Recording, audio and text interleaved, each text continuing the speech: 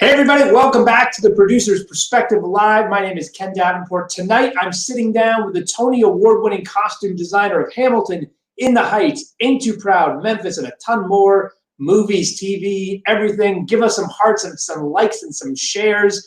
Tonight we're raising money for Paul's charity of choice, the Trevor Project. We're sitting down with Paul Tazewell in just a few moments. Hit it, Mary.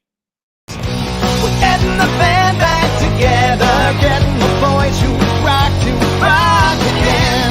We're getting the band back together in the midst of a place that remembers when some punks from the suburbs lit the sky with too much reverb. We're getting the band back together. Hello, everybody. Welcome back to the weekly format of the Producer's Perspective Live. Thank you so much for being with us tonight. Hello, Alan from Maryland. Hello, everybody. Kristen Lucas sending a nice virtual hug. Good to see you, Kristen. Thanks so much. Where's everyone? Hello, Sean. Good to see all of you back. How was your week, everybody? Everybody good? Anyone from Florida or Arizona or Texas in here? How's it going down there? I'm very worried about you guys. I hope you are all wearing masks. Wear masks and don't go to gyms. I was just some gym owner in Arizona is suing the Arizona government for not letting him stay open. This guy, in about 10 years, he's going to look back and be like, "What an idiot I was." Anyway, I hope you're keeping safe wherever you are. Welcome to all of you replay watchers out there. Hopefully, if you're watching this 6 months from now, it's like, oh, that pandemic, we got through that okay because we came up with a vaccine. Probably going to be a little bit longer. But speaking of replays, go watch last week's guest, Mandy Gonzalez, the Fearless, and I mean that literally because she is the head of the #Fearless Squad. Go check it out. She joined us last week, a very, very inspirational episode and a lot of fun. Just a lot of joy coming out of that woman. So go check that out and go check out all of those 59 technically, but after tonight, 60 replays. There are 60. Tonight is our 60th episode of the show. So go check those out. It'll keep you busy for a long time. We might as well stay in this pandemic for a little longer. No, let's not do that. News. Before we get to tonight's guest, let's talk about some news. So first, the good news. I've got good news. I've got bad news. The good news, this Friday, July 3rd, we all get to see Hamilton. That's right, Disney Plus. If you're a Disney Plus subscriber, and I am because I have a 2-year-old. And by the way, I don't know if they're still doing it, but Verizon was giving it away for free for a year. So I signed up for that. So you can stream Hamilton this Friday. If you haven't seen it, this is your chance. This is your chance. Because it's going to be a little bit before you get to see it here on Broadway. So go check it out. Sign up for Disney Plus. You're going to love it. It's one of those shows that if you haven't seen it, you're like, can it be that good? Yes, it can. It can, and it will. Hi, Kimberly. Hi, Judy. Hi, everybody who's just joined us. What other news? So that was the good news. The bad news is Broadway announced officially that we're going to be shut down through the end of this year at the earliest. Technically, now we are shut through the very beginning of January. We were expecting this, I think. Those of us in the know, we were definitely expecting this. I think it came as more of a shock to a lot of folks out there than we thought. I know it's like some people are saying, oh no, on the comments. Yeah, it's a bummer. But like I wrote a couple of weeks ago in my blog, I truly believe longer is stronger. The longer we're out, the more we can learn from other folks, the more people can get back used to the idea of dipping their toes in the water of gathering, and they will have attended other events. We're going to learn from sports. I was just watching basketball, which, we'll see what happens there. But if basketball, if they start operating, if they start playing, even without fans, all those guys running around, spitting and sweating all over each other. And if they can contain that, and if that can be safe, then we're going to learn a lot from that. So longer is stronger in this case, and it's going to be better off for all of us. Yes, Alan, that's right. Longer is stronger. What else? Okay, here's some more good news. Altar Boys, our reunion for Altar Boys is back on. It is on July 9th. Technically, I'm not even supposed to talk about this yet because we haven't even announced it in the press, I don't think. Right, Mary? I think we haven't. I'm announcing this technically on Thursday. Look for my blog on Thursday, because not only are we announcing it, we're releasing a video. Don't tell anybody. We're releasing a video with a whole lot of altar boys in it. That's all I'm going to say, but it is very cool. So sign up for that. And the other thing I wanted to tell you is that we're curating the content for my conference that I'm going to have this fall, and we put out a question to everyone saying, what are the 3 top subjects that you are interested in hearing more about, having conversations about, being involved in, and are concerned about? Like, what, as theater makers, as theater fans, what's keeping you up at night, basically, we asked. And the 3 things that came back, overwhelming, safety in the theater, audiences, backstage, onstage, everything, equality in the theater, on stage, backstage, in offices, in the audiences, everywhere. And the last thing was streaming. Hello. And how we do more of that if there's a business model. Those were the 3, by far, the 3 most important subjects in your minds. So we're going to do a lot of stuff at our conference for it, but we've actually, the questions were like so burning, they were so like on everyone's mind, that we have gone ahead and started some conversations now. And we have a 3-part video series about those 3 subjects coming up. Mary's going to put a link. It's sponsored by the Theater Maker Studio. Mary's going to put a link. Go sign up for that, because it's not going to be public. They're just going to be curated conversations. So go check that out. Okay, that's enough of that. Let's get to my guest tonight. I'm super excited to talk to him. And one of the reasons I'm, 1, a super fan of his work, and 2, I don't know anything about costume design. Nothing.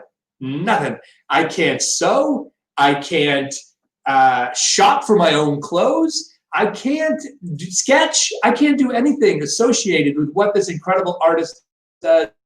And he is at the top of the field for sure. Again, Hamilton, Ain't Too Proud, Memphis, all those shows, the movie Harriet. Please welcome to the live stream, Mr. Paul Tazewell. Welcome, Paul. Hey, Ken, how are you? I am doing as well as one can be in this craziness. How are you doing? I'm good. I've actually, I've left the city to come down to North Carolina and be with my mom. So, I'm sweating, but I'm good. How's she doing? Safe and sound and under your good care, I guess? Yes, indeed. Yep. Oh, good. Where were you when this all, as I say, when the virus hit the fan? Like, what were you doing at the moment when you were like, oh, this is different. I've got to get out of here. We were just finishing tech, and that I believe that it was that night we were going to start previews for Hamilton. It was the production that's opening up in LA. Oh, right. So right at that moment, they said we're going to have to shut down, and we all went back to our hotel rooms and packed up to head back home. But it's been very interesting, and working through all of this. I mean, I'm sure for everyone as well. But as you mentioned just earlier, we're looking at January now for any of the shows to open up. So I'm hopeful that everyone will be able to fare this the best they can. So you mentioned it's been, oh, look at this. You got a fan in the house here. You're royalty. I've never felt more beautiful in his designs. You mentioned, difficulty working through this, and I think that was probably just a phrase. But how are you working through this literally? Like, what are you doing from on our future projects? What have you been working on, and how do you do it during this time? Well, the new production that I'm working on, that I'm in the middle of designing, is MJ. The new Michael Jackson musical that Christopher Wheeldon is directing. So we've continued to have design meetings, and we're kind of progressing, as normally as you can, because all of our meetings have been virtual. But my work, at my studio has pretty much been the same. I'm just following it through, and my time frame has been extended because we all of our dates have been pushed. And then say with the production of Hamilton that's happening in Australia coming up, I'm starting to have meetings with the builders of the costumes over there, and making plans for going to Australia to start fittings. That country has opened up more, much more early than we have, indeed. So I'm crossing my fingers that we'll be able to get into the country and start our work. So as I mentioned in my intro, I really know nothing about costume design. So we're going to start with one of the many questions that I don't know about. And you mentioned being in LA. Now you're talking about Australia. Tell me, like, I would think, I mean, I know that because I've done enough shows, obviously, to know that you're involved with every production. But tell everyone, what about each production requires you to be so involved? Some people might think it's like, oh, he designed the costumes once. Can't they just go run off a new set and be done? Why does he have to be so involved in every one? Because I mean, indeed, for Hamilton and any of the other Broadway productions that I've done that have then become national tours or have opened up a company in a different country, the design basically stays the same. It's the all of the principles. Hamilton, Eliza, Angelica, the design of those clothes, it's always the same. The way that the new actor fits into those clothes is custom. We're rebuilding new costumes for all of the different productions that we have across the country, and then in London and now Australia. And it's important for me because of how their own persona marries with the idea of the costume, that I get into the same space with the actor or actress and really figure that out. I mean, and we're also trying to establish all the right scale, making sure that the cut and fit is as perfect to my eye as it can be. So in order to do that, I feel most comfortable being on hand. I mean, I also have a team that works with me that have been, my associate, Angie, has been with me from the very beginning when we were at the Public. So there's consistency with how we approach what we're doing. It's just very important to have an eye there in person.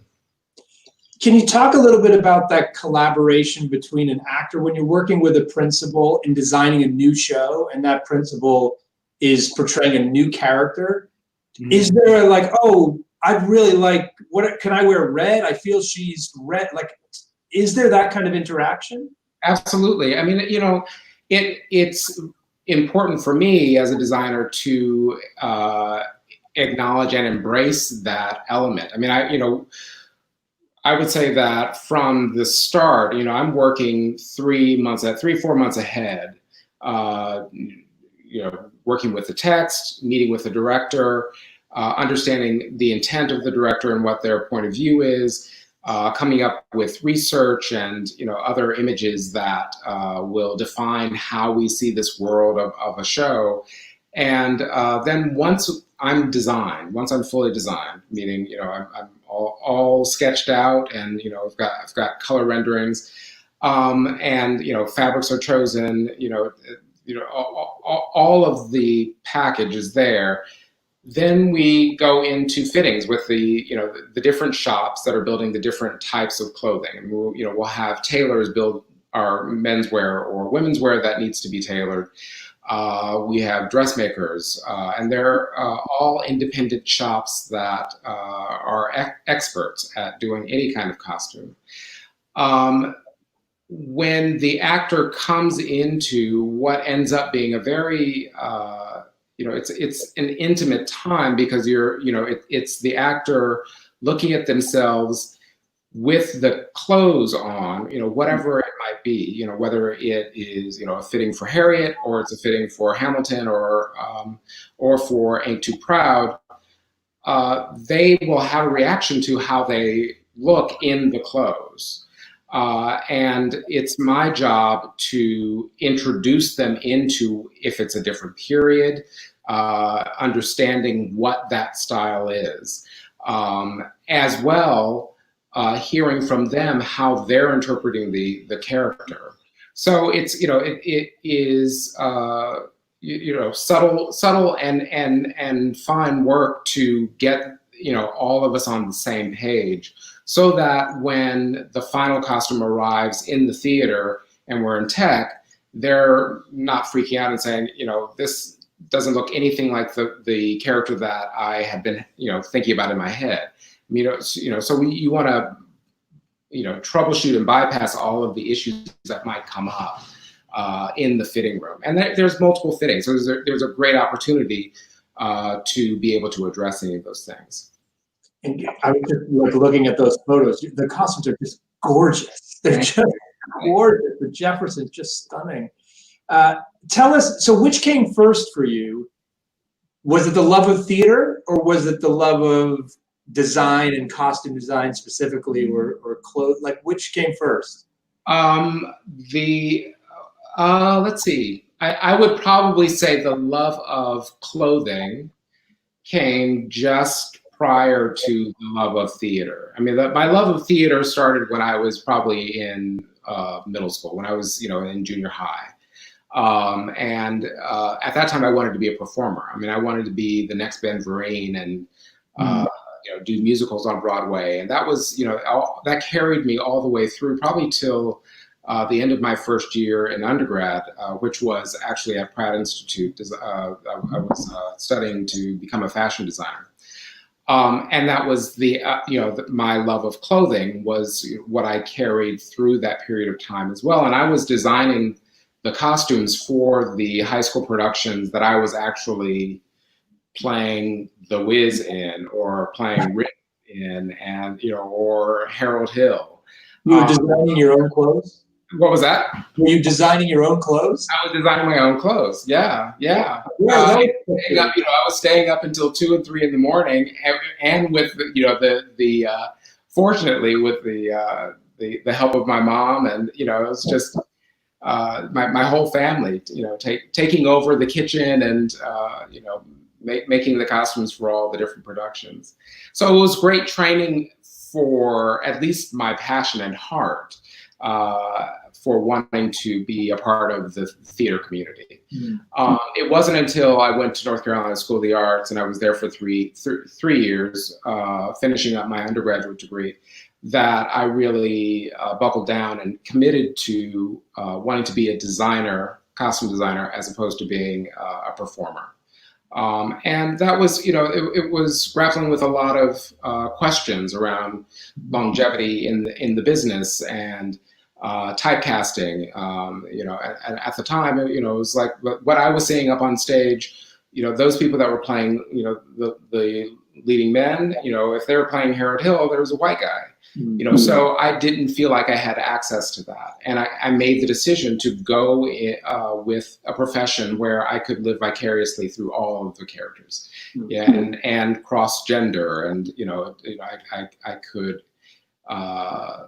experience creativity in a much broader way, and it for me it served me. If it had been now, I don't know that I would have made that decision, but I am hugely grateful to have made it. I mean, and that just speaks of where I was and what my passion and love was then, as opposed to now. I'm, hugely grateful that I'm doing what I'm doing now. Can you talk a little bit, because you've worked on such question coming in from Bobby Crawford. You have such a diverse portfolio of designs.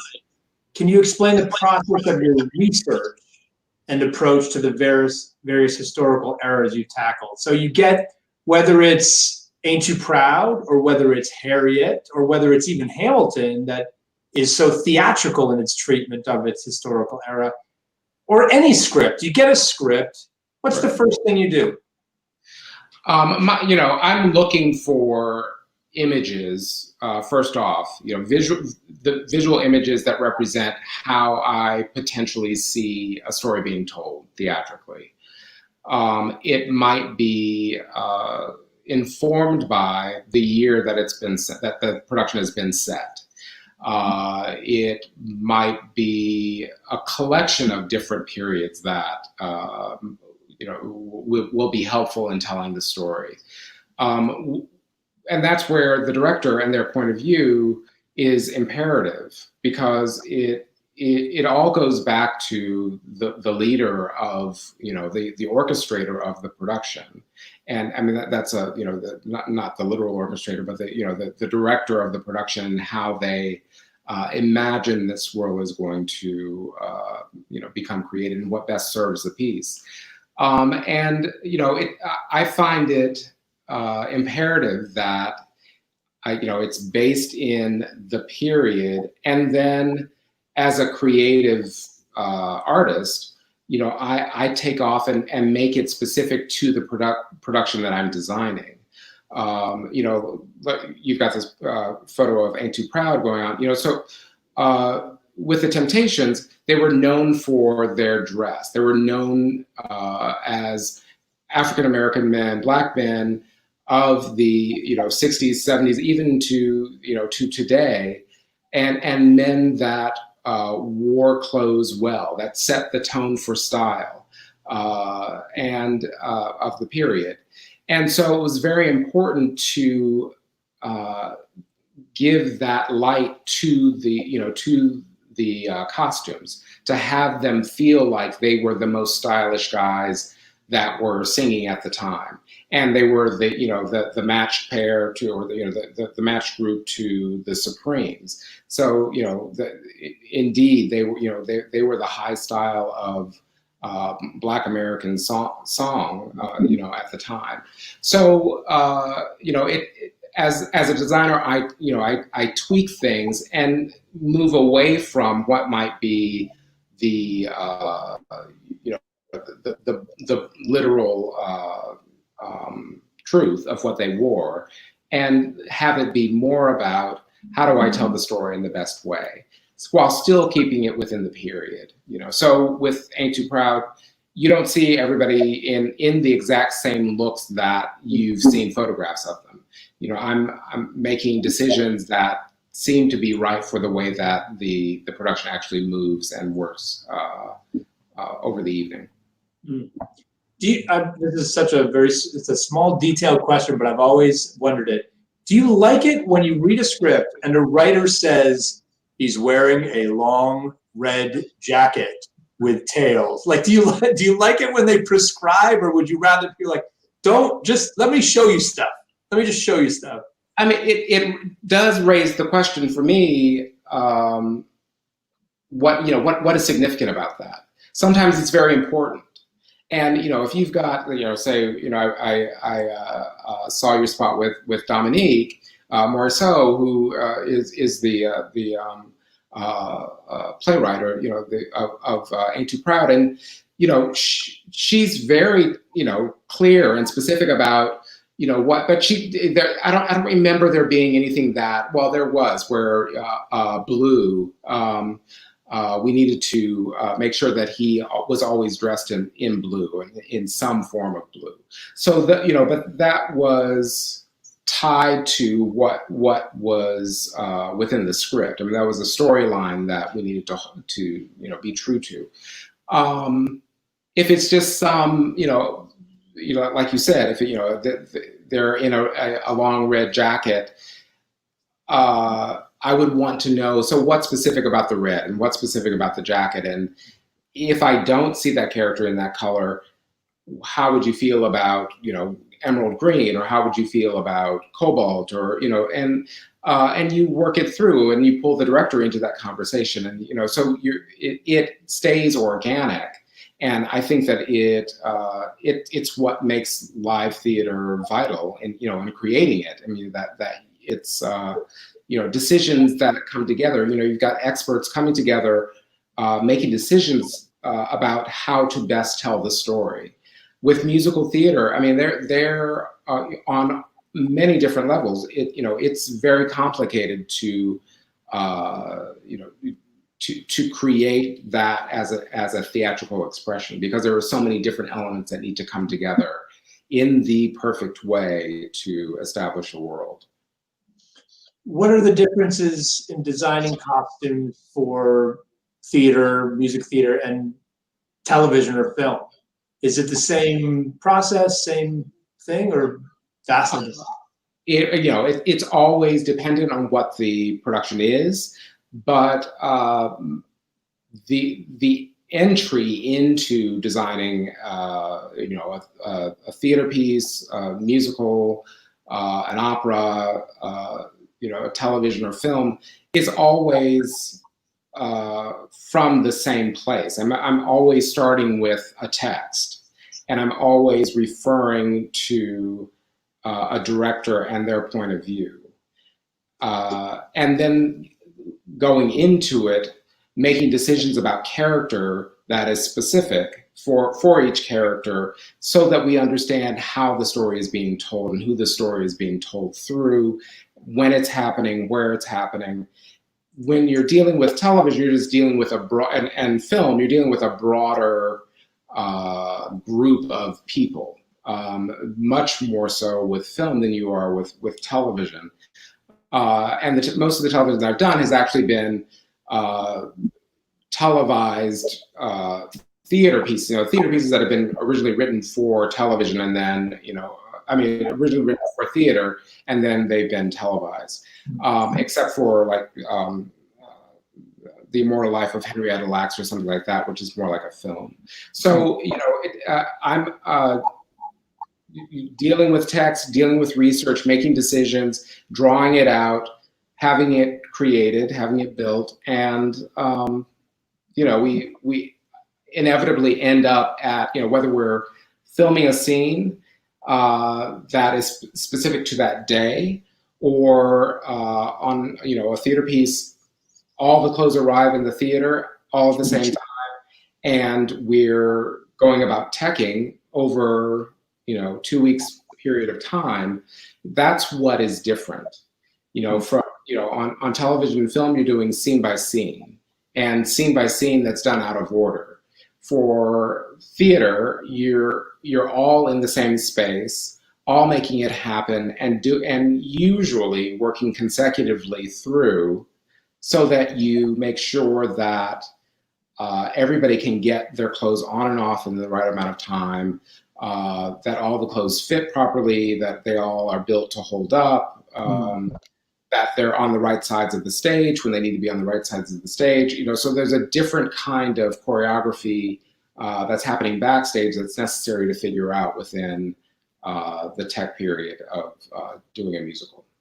I guess in movies, you're also, you're getting close-ups like this that you're never getting in a musical theater piece, right? But also for me, I love detail. I'm the kind of designer that I really pay attention to things as close up as what you're saying, your cuff, or that we'll see at a distance, and wanting for it to look correct when it's a distance, from a distance as well as up close. It's you will see which was what was so beautiful to have an opportunity to see some of the footage of Hamilton that is going to be streamable. That the work that we put into making decisions about all the detail, right, really shows so beautifully on film. So I'm so grateful that we, that I did take the time to make choices that would show up well on film as well as a theater expression. Yeah, I can just imagine that call to you, like, Paul, we're going to shoot it and we're going to put it on Disney Plus, and you're like, I didn't do any detail. I just did it so you could see it from the back. Shows how committed of an artist you are. I love it. Let's. Here's a great question. For costume designers or for any theater makers, how are you not overwhelmed with multiple projects at the same time? What's your process of prioritizing? How do you keep it all straight? That is something that, we start, you're introduced to that way of thinking when you're in school, or even starting out in this business overall, where you're juggling multiple projects. It's because you do it to survive. Many of us working in theater, live in New York City. It's a beast of a city to make a living, especially in theater. So when you're starting out, you're taking as many shows as you need to in order to pay your rent. Mm. And if you don't, then you don't survive. So you develop skills of multitasking, and they continue to grow. I've been hugely fortunate to, be faced with working on 3 productions at the same time. There was one period where I was, there were 3 productions on Broadway that were happening at the same time, 2 that were teching at the same time. So I was going back and forth between theaters. I mean, that's a gift, to have that opportunity to do that. But you also have to manage not being present for a director at a specific time and making sure that you have backup with your team to cover you if you need to go someplace else. So you're always figuring out, how can I, juggle this so that I can make a living. That was what it was, early on. If I've got a show that is in production in San Diego and I've got a show that's in production in New York and I'm flying back and forth, I mean, that's just part of the job. And you develop skills as you do it longer. I mean, I've been doing this for 27 years. As you do it longer, you work to to have the support that you need wherever it needs to be. And here's another question, and something you hinted at when you said the costumes have to hold up. Crystal Taylor asked, does choreography play a big part in how you design? And this is not something you have to think about in movies, but you have to think about dancers doing whatever they're doing. Hamilton and Ain't Too Proud, doing that 8 times a week, and how does your stuff hold up? Does it limit sometimes the things you can do with your designs? Because all of a sudden the choreographer, well, he's got to do a 2 one-handed backflip in that, so he can't wear that. Talk about that process. Choreography is huge. I mean, I see my designs as an extension of the choreography. I think that it's present in, probably will be most familiar for people who've seen Hamilton, and how the clothing moves with the people as they're dancing, what the officers' coats do in movement, or what the ball dresses do in movement as they swirl around on the turntable. It all, the way that it's designed and the way that fabrics are chosen is to be a poetic extension of the choreography that Andy has created.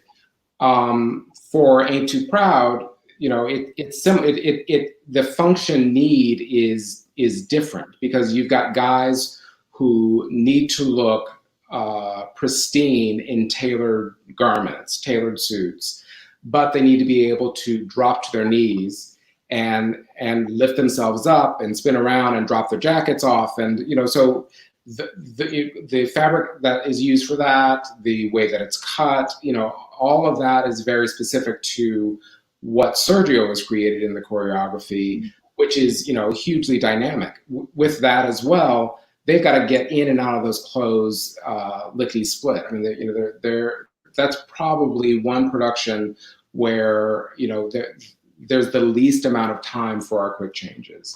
And that takes a wear and tear on the clothes, as well as making sure that the right pieces are where they need to be.